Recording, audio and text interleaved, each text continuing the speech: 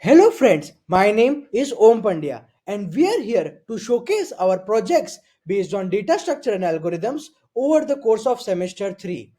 We have developed projects based on real life applications of stacks, queues, linked lists, binary trees, graphs, etc.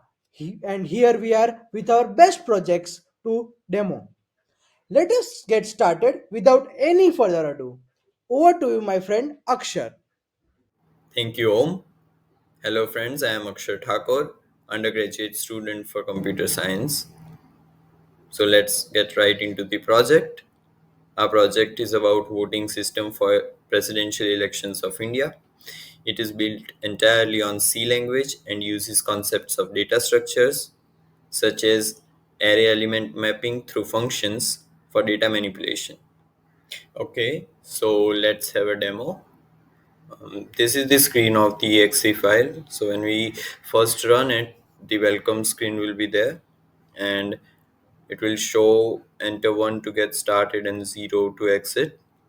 As you can see, if I enter the wrong option like F, press enter, it will show invalid input, try again. So let's type the correct one, enter 1 to get started.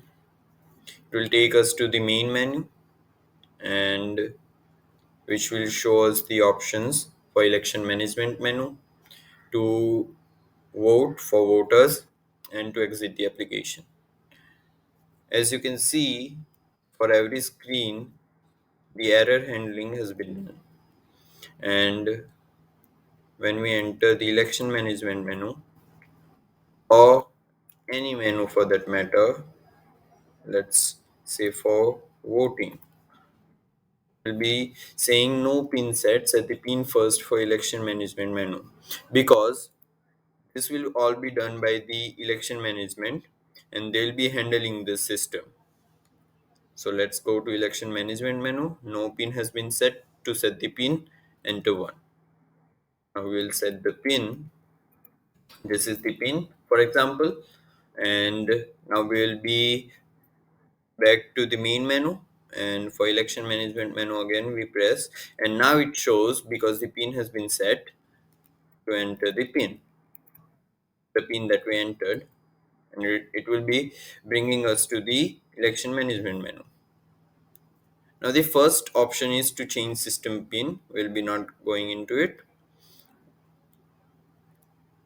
Let's go to entering voter details. As this is for presidential election, voter will have the ID as well as weight associated with it. For example, let's have three voters. First voter's ID is 1, second one is 2, third one is 3, and the weight is also 1, 2, and 3. So the details have been entered. Now, to change the month and year of the election, we'll set the month as, let's set the year first, 2004, month 5th. Now, enter candidate details. Let's have our first candidate as A, second candidate as B. Now, if you want to know the results now, the elections have not been conducted yet. So, it will be showing us elections are yet to be conducted. Wait. Now we'll vote again. System pin 1 to vote. Now, if we enter wrong ID here, it will be showing enter a valid voter ID. So, enter the correct one. Press 1 to vote A, 2 to vote B, 0 to nota. So, let's have a first voter vote A, second voter vote B, and third voter vote nota. Now, we'll go to election management menu again and go to calculate the results. A got 1, B got 2 votes. Congratulations to B for winning the elections. There were a total of 1 nota votings this election. Now the program will be terminated, and the details of this election will be stored in the file, appended in the file along with the previous election details that I'll be showing you. This is the file. As you can see, I tried this program earlier, and that first try, its details are above, and the second one is below. Okay, so now let's look at the code. Some libraries, global variables. This is the array that will store the ID of voters against the weight of voters. The first half will be storing the IDs, and the second half will be storing the weight.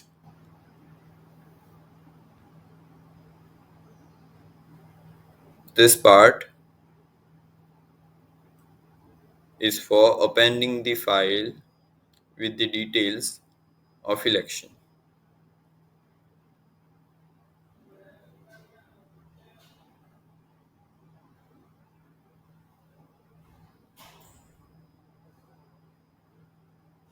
For resetting the pin, now in the voter section, this is the pin.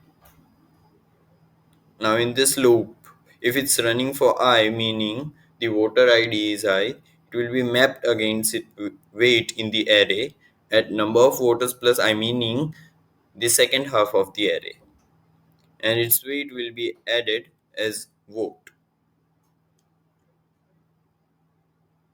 In the election management menu, or in the total program, whenever you see the do while loop and the if else statement, that will be the error handling.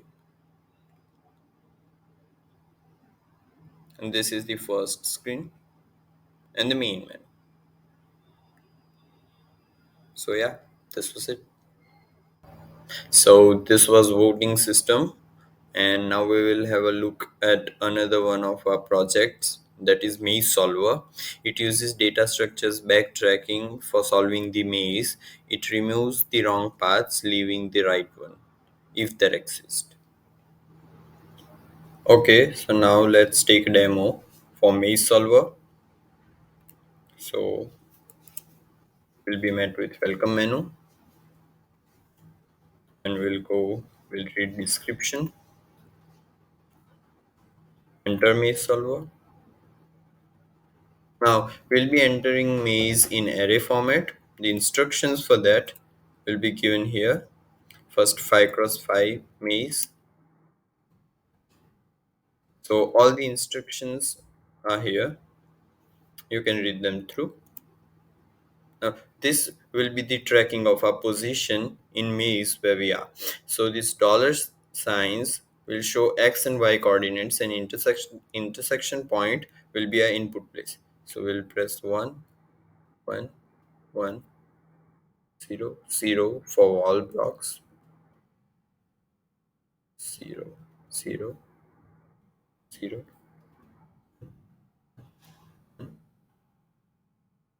This will be false paths, and one only will be correct one. This is the correct one. And now for the result, I'll go here. The result will be shown, and the wrong paths will be removed. And the PGM file of which will be stored in a folder. We can convert that PGM file to JPG for better visualization. We'll exit this, go to that folder. I've already converted, and we can see this. This was the input, and this was the output. These are converted, and you can convert the PGM files to JPG later on. Okay, so let's look at the code for maze solver. This uses backtracking.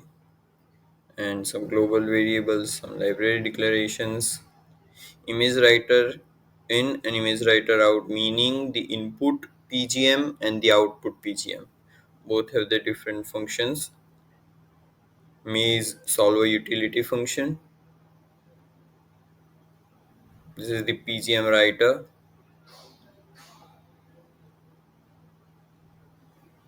The solution printer.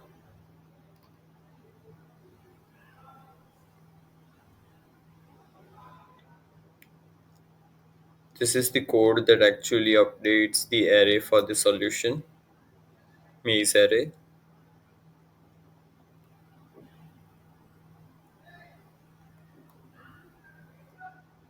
And the first screen, as well as the instructions and the error handlings.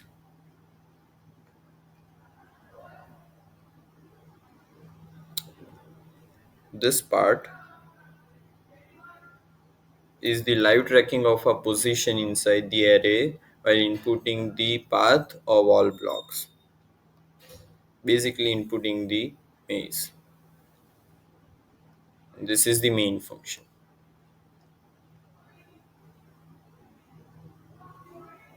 This is the entire code for maze solver.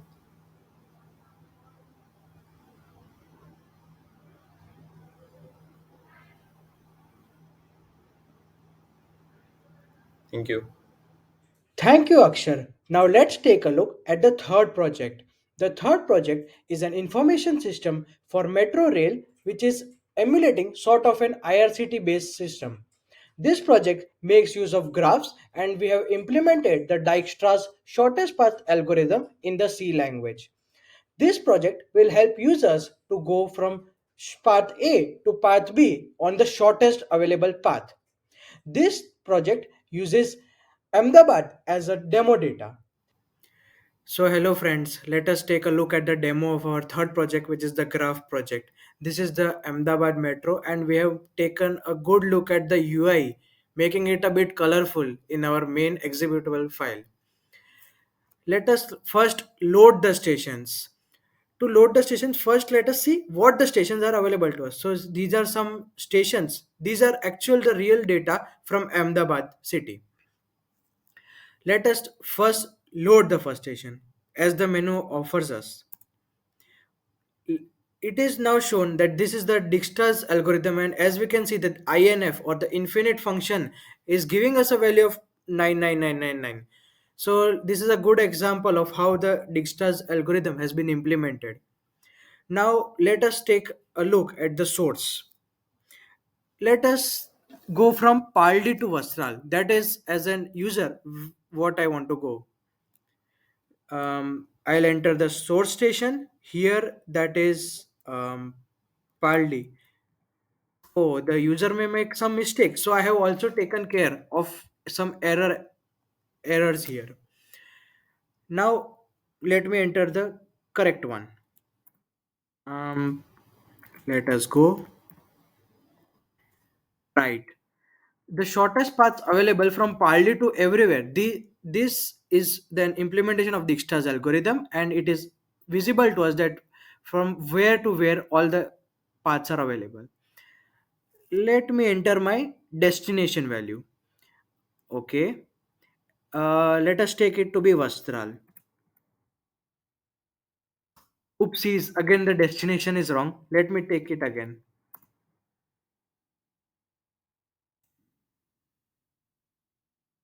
Oh, right. So this gives me an information as a user that if I want to go from Paldi to Vastral, then I must take the route from Paldi to Gurukul, that is 9 kilometers, and from Gurukul to Vastral. So Paldi to Vastral via Gurukul is the shortest path available to me. This is also visible in my graph here. So that was it for the demo. Let us get a look into the code of it. Let me exit the program and let's see the code. See you on the other side. Hello friends. Now let us take a look at the code. The code of this project is divided into certain parts. The first I have mentioned the global variables. Let us go through the variables. There is an implementation of graph right here. These are some pointers. I will just skim through the code. I just wanted to show you one important thing, that is the implementation of the UI. So here I have created some UI, and there is the driver function. There is a dummy data adding cities implementation of this welcome page. Going forward, let us take a look at these colors. So this is the color declaration for the UI. The UI is declared because of these colors and how it is becoming beautiful. I have implemented some text so it becomes usable for a user. Next, this is the implementation of graph. I have used some file handling to create some files. Take a look at the station. So this is the data, the paths that can go from to and fro from there. And this is some code going through some vertex, and that is the end. Thank you so much. Now let us take a look at the code.